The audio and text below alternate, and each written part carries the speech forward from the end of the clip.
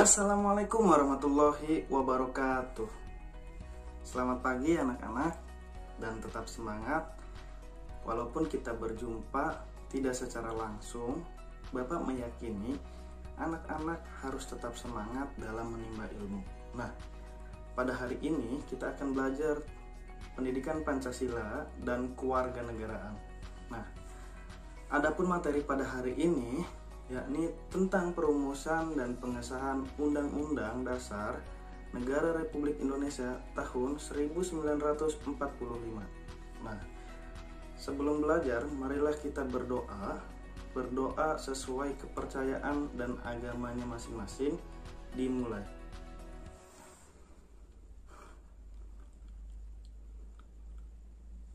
Oke, berdoa selesai.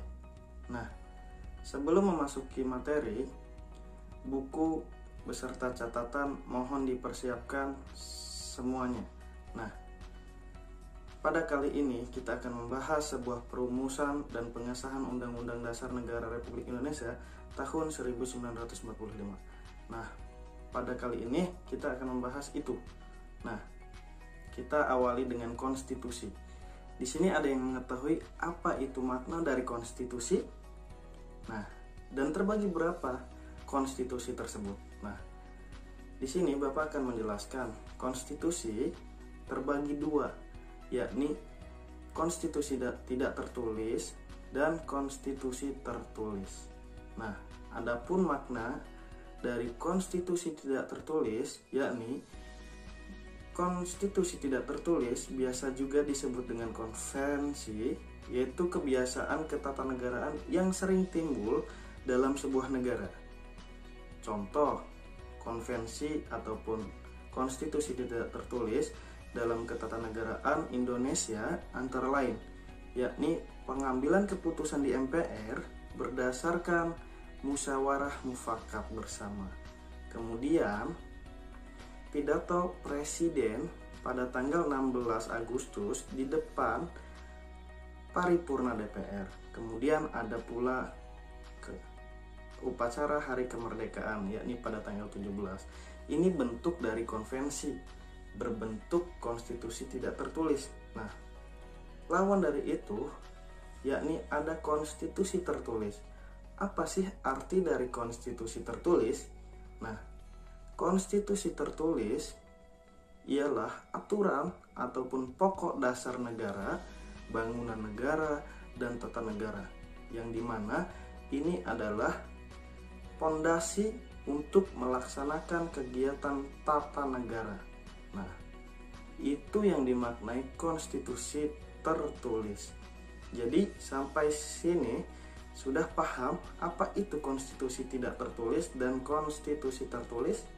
Nah, bisa dicatat oleh anak-anak sekalian. Nah, kemudian negara Indonesia ini menganut paham konstitusialisme sebagaimana ditegaskan dalam pasal 1 ayat 2 Undang-Undang Dasar Negara Republik Indonesia tahun 1945 yang berbunyi, kedaulatan berada di tangan rakyat dan dilaksanakan menurut Undang-Undang Dasar. Nah, di sini sangat penting untuk keberlangsungan kehidupan berbangsa.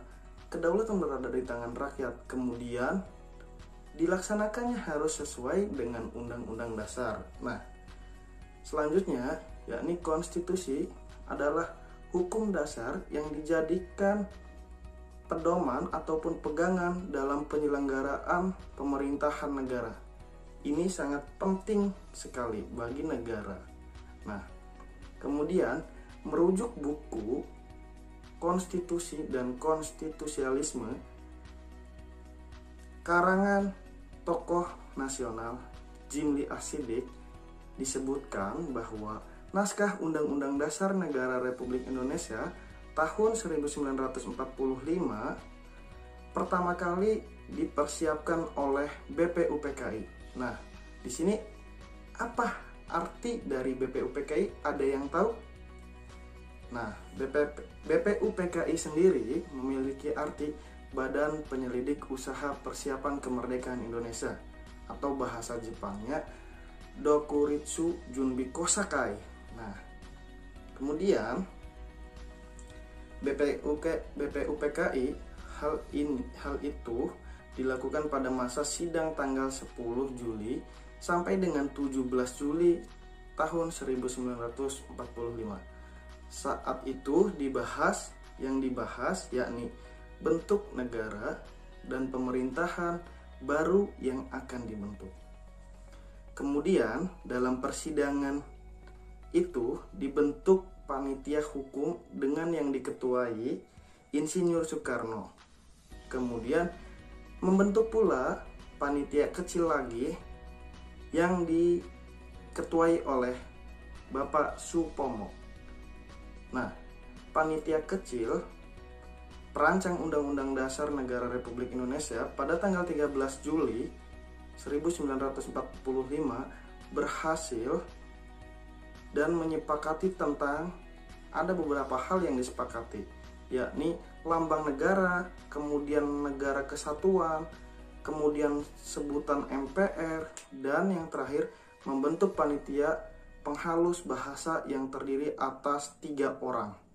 Nah, itu yang disepakati oleh panitia kecil. Kemudian pada tanggal 14 Juli 1945 BPUPKI mengadakan sidang dengan agenda perbincangan tentang yakni pernyataan kemerdekaan. Kemudian panitia perancang undang-undang mengumumkan hasil kinerjanya. Kemudian pasal-pasal berjumlah 42 dalam rancangan undang-undang dasar. Kemudian pada tanggal 15 Juli dilanjutkan pula dengan pembahasan perancangan undang-undang dasar. Nah, kemudian pada tanggal 16 Juli 1945 naskah dilanjutkan dengan diterimanya hasil dari panitia tersebut. Nah, secara bulat, hasilnya diterima secara bulat. Selain itu, diterima pula dengan usulan-usulan yang ada. Nah, pada saat itu selesailah tugas dari Badan Penyelidik Usaha Persiapan Kemerdekaan Indonesia ataupun yang biasa kita kenal BPUPKI. Kemudian, setelah materi yang kita dengar bersama, apakah merasa anak-anak sudah mengetahui atau sudah memahami? Nah, Bapak harap semua mampu memahami apa yang tadi Bapak jelaskan. Nah, selanjutnya yakni pengesahan Undang-Undang Dasar Negara Republik Indonesia tahun 1945. Diawali dengan Muhammad Hatta memimpin jalannya pembahasan rancangan Undang-Undang Dasar. Kemudian dari pembahasan tersebut menghasilkan naskah pembukaan dan batang tubuh. Selanjutnya, dalam persidangan PPKI pada tanggal 18 Agustus 1945 dihasilkan 3 poin. Yang pertama yakni mengesahkan Undang-Undang Dasar Negara Republik Indonesia tahun 1945. Kemudian menentukan Insinyur Soekarno dan Muhammad Hatta sebagai Presiden dan Wakil Presiden Republik Indonesia. Dan yang ketiga, membentuk Komite Nasional Indonesia Pusat. Nah, sidang PPKI telah melakukan beberapa perubahan rumusan pembukaan Undang-Undang Dasar, naskah Piagam Jakarta, dan rancangan batang tubuh Undang-Undang Dasar hasil sidang kedua BPUPKI. Kemudian ada beberapa poin yang disepakati untuk diubah, antara lain yakni kata mukodimah dalam Undang-Undang Dasar diganti dengan kata pembukaan. Kemudian sila pertama yaitu ketuhanan dengan kewajiban menjalankan syariat Islam bagi pemeluknya diubah dengan ketuhanan yang Maha Esa. Dan yang ketiga yakni perubahan pada pasal 6 Undang-Undang Dasar yang berbunyi Presiden ialah orang Indonesia yang beragama Islam diubah. Kemudian pada poin selanjutnya yakni pasal 28 Undang-Undang Dasar Negara Republik Indonesia tahun 1945 yang berbunyi negara Indonesia negara berdasar asas ketuhanan dengan kewajiban menjalankan syariat Islam bagi pemeluknya diganti menjadi pasal 29 Undang-Undang Dasar Negara Republik Indonesia tahun 1945 yang berbunyi negara berdasar atas ketuhanan yang Maha Esa. Mungkin cukup sekian pada materi hari ini. Jika ada kata-kata Bapak yang kurang berkenan, mohon dimaafkan.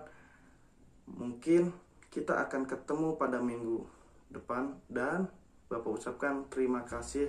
Dan akhir kata, wallahul muwaffiq ila aqwamit thoriq. Wassalamualaikum warahmatullahi wabarakatuh. Terima kasih.